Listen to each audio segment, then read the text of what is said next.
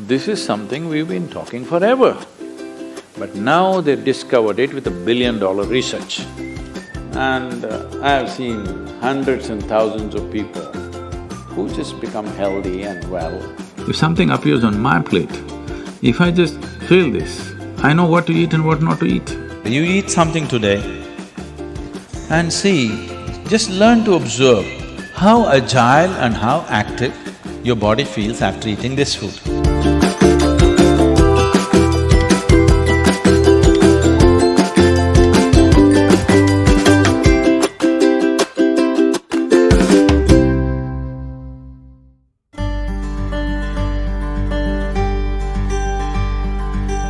The simple thing right now that's a rage in the world is, if you come to our ashram, all the people there who are physically immensely active eat 10 o'clock in the morning, 7 o'clock in the evening, 2 meals.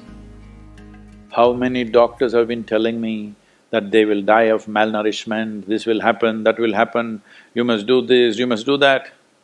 I eat only 1 meal a day most of the days. 1 big meal I eat and that's it.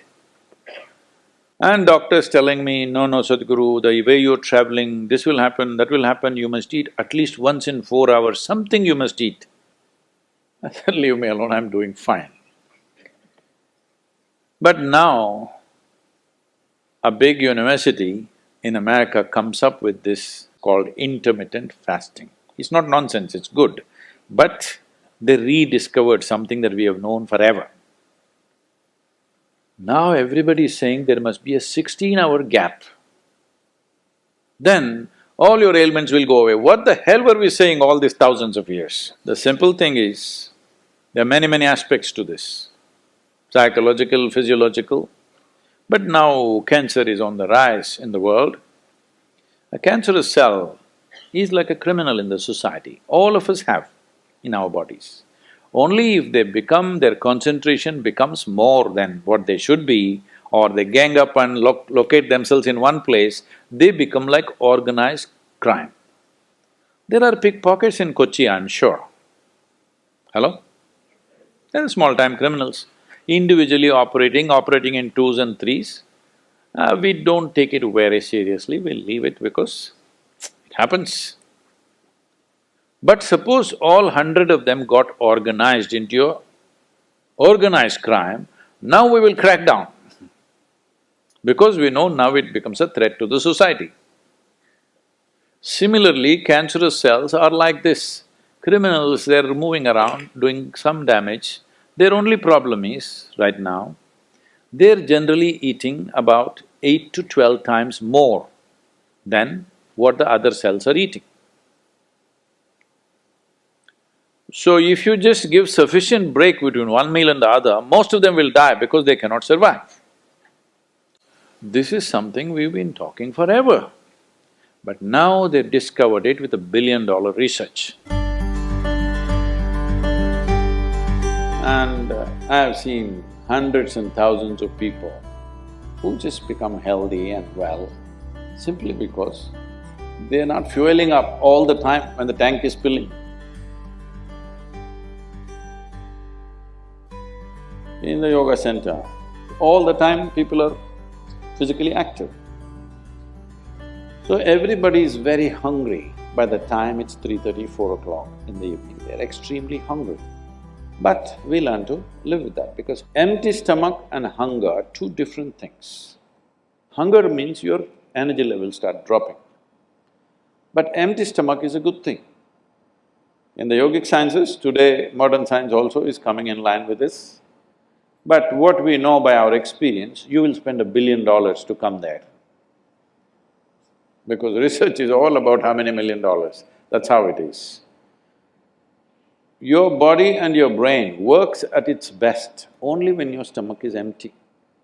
So we always make sure we eat in such a way, how much ever we eat, our stomach must be always empty within 2 to 2.5 hours' time maximum. So we go to bed hungry always. People think they cannot sleep. They can sleep. On an average, for 25 years on an average, I slept only 2.5 to 3 hours. These days I'm getting little lazy and sleeping anywhere between 3.5 to 4.5 hours in spite of the level of travel that I have. When I say level of travel, if I say my level of travel in the next few days, you will fall off your chair. Yes? Should I tell you? No, not necessarily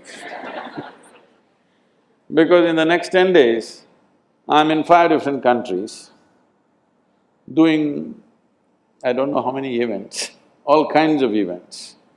So, you're able to keep this up simply because you don't overeat. It's very, very important. Everybody eats 2 meals. I generally eat only 1 meal, 4:35 in the evening, because I don't like to sit in front of the plate and worry about how much to eat. I like to eat well. So, 4:35 in the evening, if I eat a meal, it's only next day. Is this enough? Am I looking okay? Hello? Because any correction and purification that needs to happen in the body, your stomach needs to be empty. It's very, very important. Otherwise, the purification on the cellular level will not happen. You pile up things and then you have all kinds of problems.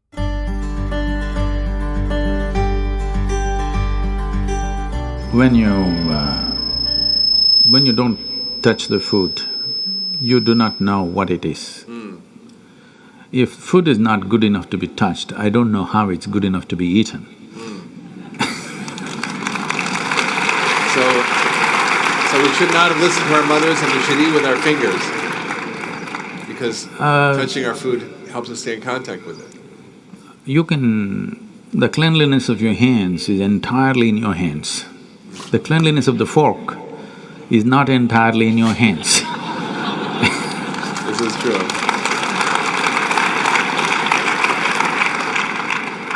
And nobody else but you have used these hands. So, there is an assurance as to how clean or not clean it is right now. The fork, you do not know who's used it, how they've used it, for what they used it. And all they have to do is wipe it with a tissue and give it to you and it looks pretty clean. Above all, you don't feel the food. The first thing that's been taught to us is, if food appears in front of you, to hold your hands upon the food for a few moments, just to feel how the food is. If something appears on my plate, if I just feel this, I know what to eat and what not to eat, what I should not eat. I don't taste it and then reject it, I just don't eat. Because my hands are the first level, not tasting in the sense the tongue tastes, but knowing the food. First thing is knowing the food. You want to know a person, you guys go and shake their hands. I'm usually avoiding that, but That's a good strategy. But the food that's going to become a part of you, first thing is your hands. Even if you physically don't touch it, just being conscious and being there, it clearly tells you how the food will behave within you. Whether this particular food on this particular day, should it go into you or not, because every day your body is not the same thing. Every day, every moment it's different. If you feel the food, you just know whether this food has to go into you on this day or not. If that much awareness is brought in, we don't have to go on telling people what they should eat. Every meal they must decide what they should eat in that meal. There is no one prescription that this is what you should eat for your life. That will feel too claustrophobic, that only this I can eat.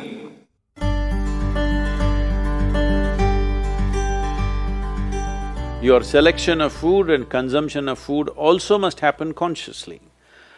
More than what you eat, how you eat it is also equally important. When I say how you eat it, these are all live substances. Every one of them had a life of their own, whether it's a plant, animal, vegetable, every one of them had a life of their own. Now in some way, you're making food out of it, you must consume it with utmost gratitude. If you approach it with a certain sense of gratitude and reverence towards the food that you eat, when I say reverence, it may feel like too much for you, but I'm asking you, let's say we put you in a room and you had nothing to eat for 5 days. If God appears in front of you, what will you ask for? Food? So that's how important it is.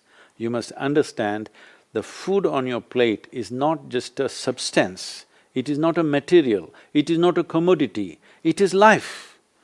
It is the life-making material for you.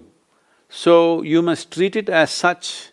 Right now, when it's on the plate, when it's out there, it has no value, but the moment you consume it and it becomes your flesh and blood, now suddenly it's of immense value. Why do we live like this? It's very important when it comes on your plate itself, you must treat it as a part of yourself. With great reverence, you must consume. Just the way you consume it, if you change that, food will behave very differently within you. This is what consciousness means. If people say your consciousness has no impact on your life, only chemical structures have impact, I'm very sorry for them because that's not how life works. Human consciousness has a deep and profound impact on everything that we touch, especially the food that we are making another life as a part of ourselves. When we are doing such an act, it's very, very important we treat it with utmost gratitude and reverence.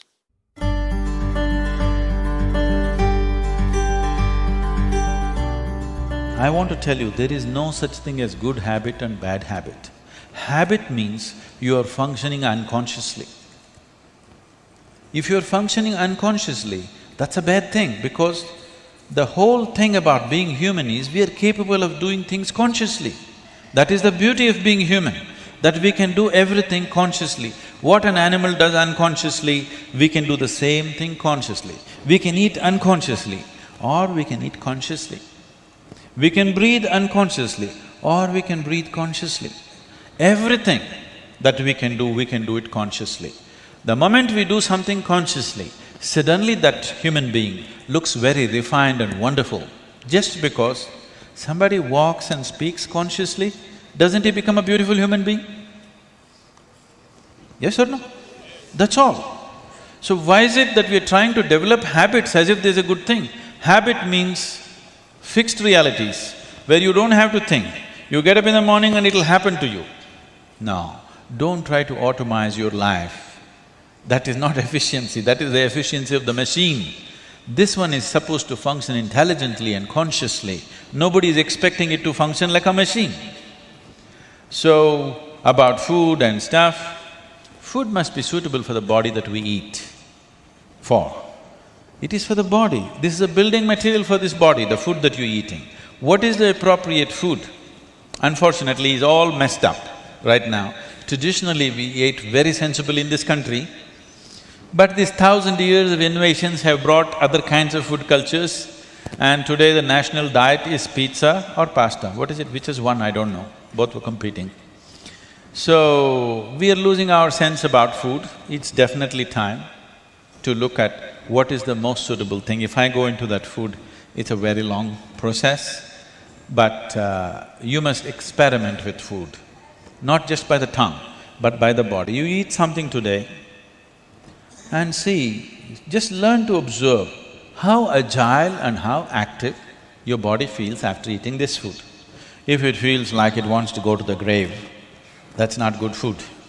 If it feels like it wants to be alive after eating this, except coffee, because that's a stimulant. If you eat food and your body feels very agile and alive, that means it's good food, body is liking it. If you eat something, it feels dull, that means it's not liking it, it's having difficulty with it, that's why it feels dull. So just on this basis, there's a much… this is a very simplistic way of putting it.